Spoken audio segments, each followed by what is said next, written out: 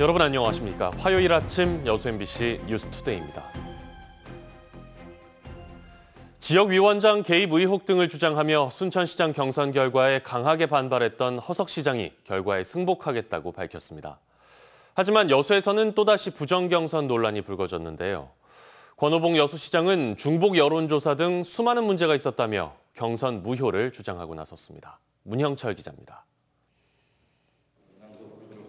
권리당원 명부 유출과 소병철 지역위원장의 개입 의혹을 제기하며 중앙당에 이의를 신청했던 허석 순천시장이 결국 경선 결과에 승복했습니다.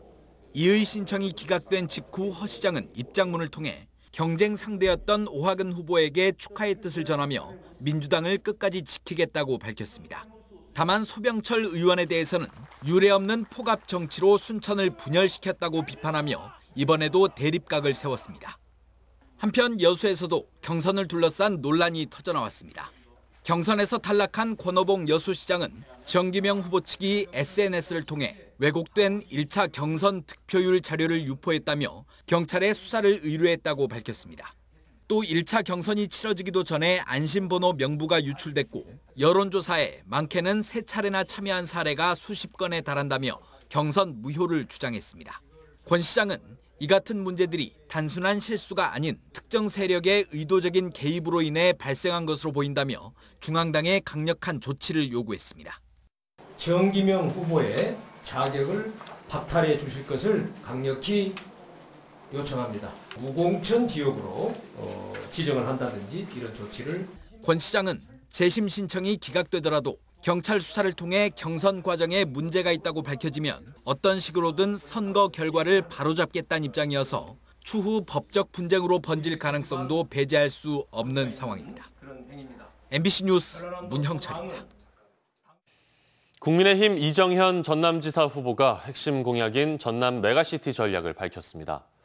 이정현 후보는 전남 22개 시군 전체를 하나의 거대한 도시로 묶는 전략이라며 특히 2차 전지를 메가시티의 핵심으로 구축하겠다고 밝혔습니다. 앞서 이정현 후보는 전남 22개 시군 읍면동 순회 방문을 99% 마쳤으며 마을 회관이나 주민 집에서 머무는 이른바 숙박 유세도 계속할 방침입니다. 20여일 앞으로 다가온 전남 교육감 선거도 과열 양상을 보이고 있습니다.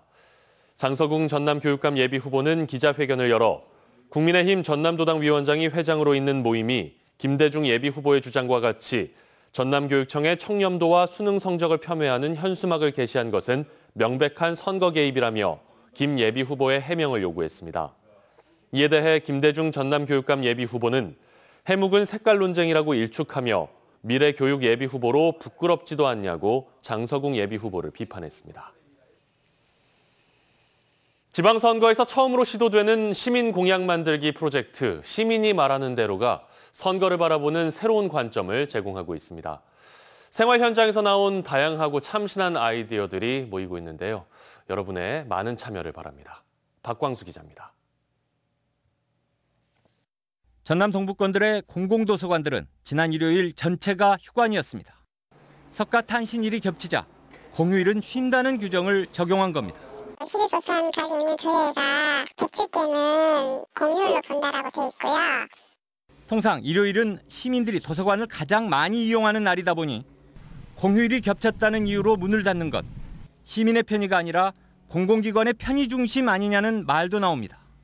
지자체가 운영하는 도서관은 그나마 나은 편입니다. 일부 교육청 산하 도서관의 휴관일은 한 달에 나흘 이상. 공공도서관의 운영 시간을 확대해달라는 시민 제안이 공감을 얻는 배경입니다. 도심지의 건축 인허가 기준을 완화해 옛 도심 재활성화를 도모하자는 요구도 눈길을 끕니다. 외곽 신도심 개발은 줄이고 중심지를 압축 개발해서 도심의 세력을 유지할 수 있도록 조정해달라는 겁니다. 도심 경관의 악화 등 반론이 제기될 수 있는 사안이지만 선거 때일수록 찬반을 기탄 없이 토론해야 한다고 말합니다. 도심은 더 이제 계속 낙후가 되어가고 또 신축 아파트는 다시 외곽으로 가는 바람에 도심은 또 인구가 더 빠지고 계속 그렇게 악순환이 반복되고 있다고 그렇게 저는 생각을 합니다. 다른 지역의 좋은 시스템을 우리도 도입해보자는 제안도 있습니다. 성남시의 청소년 빅데이터 플랫폼 홈페이지. 원클릭으로 지역별 청소년들의 유동인구와 청소년 시설 분포 등을 한눈에 파악할 수 있어 우리 지역 청소년들과 관련한 정책 수립에도 큰 도움이 될 것이라고 설명합니다. 지역에 의미 있는 방문지에 촬영 포인트를 만들고 사진을 찍어 보내주면 지자체가 무료 인화나 기념품 제공 등 인센티브를 주자는 아이디어. 여행의 질을 높이고 지역도 홍보할 수 있는 일거양득의 안이 될 수도 있어 보입니다. 지방자치에서 중요한 건 시민들이 얼마나 주도하느냐라고 생각합니다. 그렇기 때문에 시민이 주도할 수 있는 공약, 그것은 내 삶에서, 내 마을에서, 내 지역에서 불편과 불안한 거로부터 나온다고 생각하거든요. 여수 MBC가 여수 순천 광양 YMCA와 함께 선거의 중심에 시민의 생각을 올려보자는 프로젝트를 시작한 지 한 달. 공공시설 운영과 청소년 대책, 정책 제안 등 생활 현장에 생생한 아이디어들이 모이고 있습니다. 시민의 생각이 소통되면 공감대가 형성되고 공감이 모이면 훌륭한 공약이 됩니다. MBC 뉴스 박광수입니다. 오늘 오전 5시 10분쯤 여수시 화치동의 한 폐기물 재활용 공장에서 불이 났습니다. 현재 소방당국이 진화 작업을 벌이고 있는데요. 이 화재로 아직까지 인명피해는 없는 것으로 확인되고 있습니다. 하지만 화재가 난 공장 안에는 페인트 등 인화성 물질이 많아 진화에는 어려움을 겪고 있습니다. 전남 선거관리위원회가 6월 1일 제8회 전국 동시 지방선거를 앞두고 거동이 불편한 유권자가 거소 투표 신고를 하면 머무는 곳에서 우편으로 사전 투표할 수 있다고 밝혔습니다. 대상은 신체적 장애로 거동할 수 없거나 병원이나 요양원, 교도소 등에 수용된 유권자, 격리 중인 코로나19 확진자, 영내나 함정에서 지내는 군인과 경찰 공무원 등입니다. 거소투표 신고서는 오늘부터 오는 14일까지 주민등록이 돼 있는 지자체에 우편 발송하거나 직접 제출하면 됩니다. 여수시가 전국 최초로 낮에는 주차장, 밤에는 건설기계 주기장으로 사용되는 임시 공영 주기장 40면을 조성했습니다. 여수시는 성산공원 주차장과 이순신공원 주차장에 각각 15면, 진모지구 주차장에 10면 등 일반 차량 주차장과 건설기계 주기장을 겸한 40면의 임시 공영 주기장을 조성해 오늘부터 본격적인 운영에 들어갑니다. 이에 따라 여수시는 지난달부터 무료로 개방한 공영 주기장 86면과 함께 모두 126면의 건설기계 주기장 운영으로 주차 민원이 해소될 것으로 기대하고 있습니다. 지난달 순천의 한 골프장에서 50대 여성이 연못에 빠져 숨진 사건이 있었습니다. 경찰이 골프장 측의 안전관리 소홀로 여성이 숨졌을 가능성이 있다고 보고 공중이용시설에는 최초로 중대재해 처벌법 적용 여부를 검토하고 있습니다. 강서영 기자의 보도입니다. 순천의 한 골프장 연못에서 소방대원들이 심정지 상태의 50대 여성을 구조합니다. 일행 3명과 함께 골프를 치던 53살 여성 골퍼가 3m 수심 해저드 연못에 빠져 숨진 건 지난달 27일. 연못 인근으로 떨어진 골프공을 주우려다 사고가 난 겁니다. 경찰은 해당 사고가 중대 시민재해일 가능성이 있다며 골프장 업주에게 중대재해처벌법 적용 여부를 검토하고 있습니다. 사망자가 발생한 골프장이 법 적용 대상인 공중이용시설이란 건데 경찰은 골프장 측의 안전관리 소홀로 여성이 숨졌을 가능성도 있다고 판단하고 있습니다. 중대재해 처벌 생기고 나서 저희가 이제 법률 검토를 해보니까 골프장도 이제 거기에 해당하는 이제 시설로 이제 포함이 되기 때문에 당시 사고가 난 연못은 지상과 2m 높이의 언덕을 사이에 두고 있던 상황.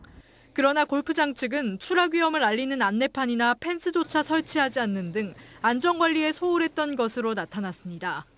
경찰은 사고 발생과 업주의 안전관리 소홀의 연관성을 조사하기 위해 여성이 주우려던 골프공이 2m 언덕 위에 있었는지, 연못 수면 인근에 있었는지 여부를 조사하고 있습니다.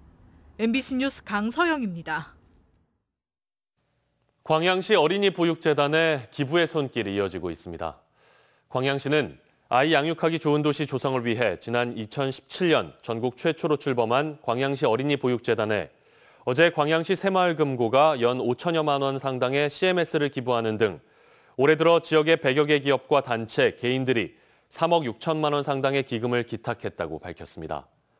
어린이보육재단은 올해 사업으로 안심 어린이 승하차장 설치 지원과 어린이 문화공연비 지원 등 11개 사업을 추진하고 있습니다. 광주의 한 대학교 교수가 교육부에서 주관하는 발표를 준비하다가 돌연 숨을 거두었습니다. 과도한 업무가 사망의 원인이라는 동료들의 주장이 잇따르는 가운데 대학 측은 과로사는 아니지만 도의적 책임을 지겠다고 밝혔습니다. 김영찬 기자입니다. 광주의 한 사립대학교. 이 대학 전임 교수 A씨는 지난 1일 경기도 수원의 한 호텔방에서 숨진 채 발견됐습니다. A 교수는 다음 날 교육부가 주관하는 대학 기본 역량 진단 추가 보고서 발표를 앞두고 있었는데 피곤하다며 숙소로 돌아간 뒤 다시 일어나지 못했습니다. A 교수의 사인은 뇌출혈. 40대 초반의 나이로 평소 건강에는 문제가 없었던 것으로 알려졌습니다. 이 때문에 동료 교수들은 A 교수에게 뇌출혈이 발생한 건 과로 때문이라고 주장합니다. 어쨌든 제가 본 것만도 정말 많아요. 계속 밤샘게. 그래갖고 거의 진짜 계속 일만 하셨던 것 같아요.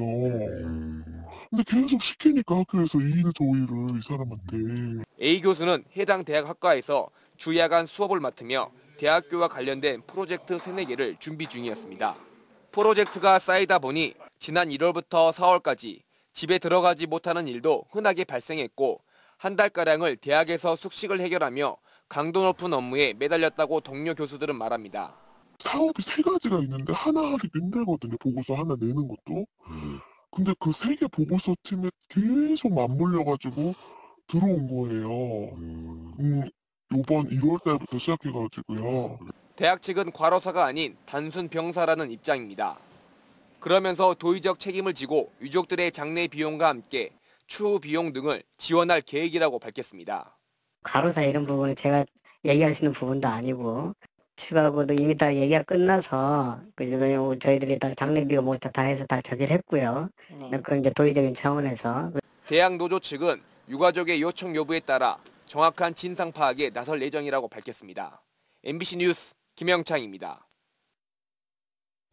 광주시가 5.18 민주화운동 42주년을 맞아 관련 피해자와 유가족의 실태를 파악하기 위해 첫 전수조사에 나섭니다. 5.18 민주화운동 피해자 실태조사 공모사업자로 선정된 전남대학교 산학협력단은 오는 11월까지 생존한 5.18 피해자와 유가족 5천여 명을 대상으로 의료복지 서비스와 심리상태 항목으로 구성된 설문지를 통해 조사를 진행합니다. 광주시는 이번 실태조사를 통해 피해자의 삶의 질 향상을 위한 지원 정책 등 향후 정책 방향을 설정하는 데 활용할 예정입니다. 전라남도가 방치되고 있는 농어촌의 빈집들을 귀농과 귀여, 귀촌인들을 위한 주거 공간으로 활용하기로 했습니다. 이에 따라 올해부터 해마다 20동 이상의 빈집을 개조해 예비 귀농인 등에게 무료로 빌려줄 예정입니다. 전남 지역에는 활용이 가능한 빈집이 8,700여 호에 달합니다.